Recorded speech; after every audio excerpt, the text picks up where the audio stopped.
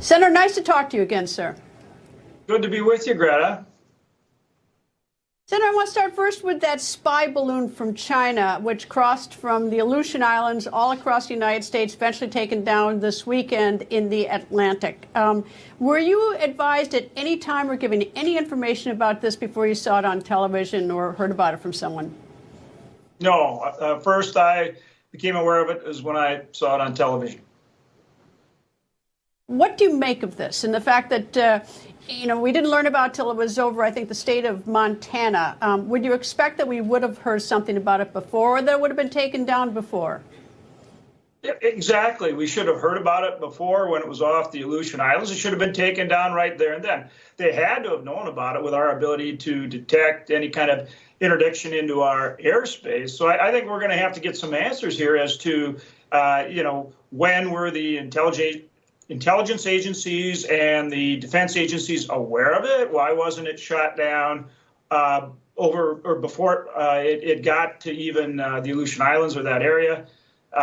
Clearly, we need to get answers as to exactly what happened here and why it wasn't dealt with before it crossed completely across our airspace and then wasn't finally shot down until it was, of course, out over the Atlantic. Okay, I don't want to step on national security, that's for sure, and we ever want to jeopardize it. But provided, do you think that the Pentagon has some sort of obligation, and the White House now, to inform the American people, minus anything that might be national security, of what in the world happened?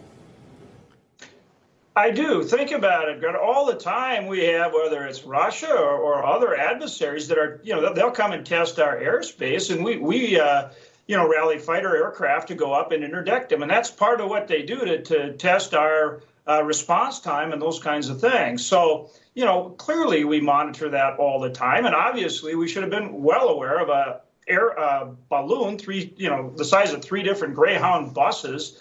Sure, it was at 60,000 feet or whatever. We have surveillance aircraft that can go that high and higher.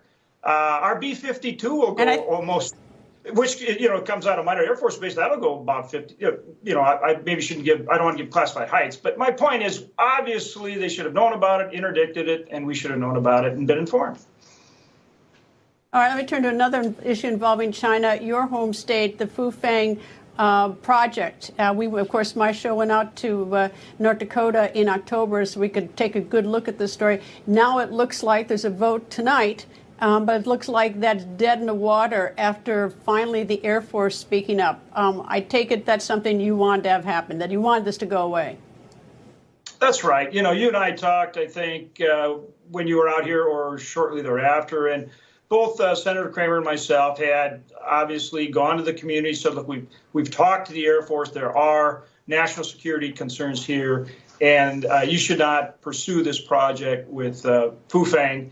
And as you saw last week, the Air Force did come out and said very directly there are national security issues here because of the proximity of the Grand Forks Air Force Base, which has an ISR mission. Interestingly, we're talking about this balloon right now, and Grand Forks has a very important intelligence, surveillance, and reconnaissance mission, as well as they're also now involved with Space Force through the SDA, the Space Development Agency, and the LEO Low Earth Orbit Satellite mission, and we also work with the hypersonics. And so, clearly those are very strategic issues for us, and the Air Force did not mince words. They were very clear.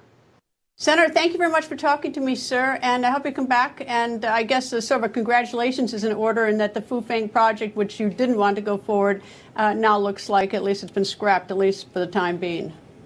Yeah, and a final word there, Greta. We can work to get other agricultural companies, American agricultural companies, in there that can do the same kind of thing. And we'll go to work to do that.